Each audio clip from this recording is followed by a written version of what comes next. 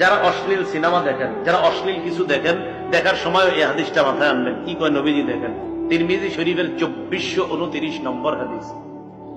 রাসূলুল্লাহ সাল্লাল্লাহু আলাইহি সাল্লাম এই আয়াত তেলাওয়াত করলেন, সূরা জিলজালের 4 নম্বর আয়াত তেলাওয়াত করার পর নবীজি বলেন, আতাদরুনা মা আখবারুহা, তোমরা কি জানো জমিনের বৃত্তান্ত কি? জমিন কি বলে দিবে? সাহাবীরা বললেন, আল্লাহ আর তার নবী ভালো জানেন।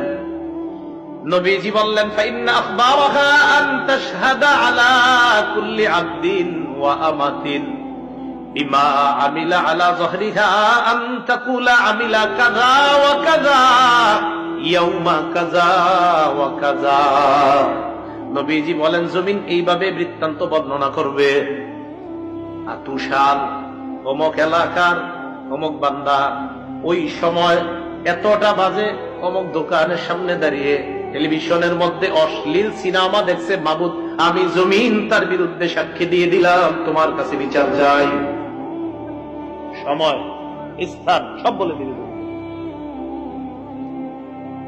তো বলেন তো, আমার আপনার আমল নামা এটা কিয়ামতের ময়দানে আল্লাহ হয়তো ডান হাতে দিবে, না হয়।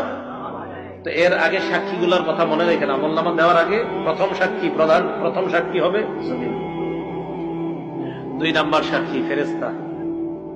সূরা ইনফিতরের 10 থেকে 14 নম্বর আয়াতে আল্লাহ বলেন, ওয়া ইন্না আলাইকুম লাহাফিযিনা কিরামান কাতিবিনা ইয়ালামুনা মা তাফআলুন ইন্নাল আবরারা লাফি নাঈমিন ওয়া ইন্নাল ফুজ্জারা লাফি জাহিম।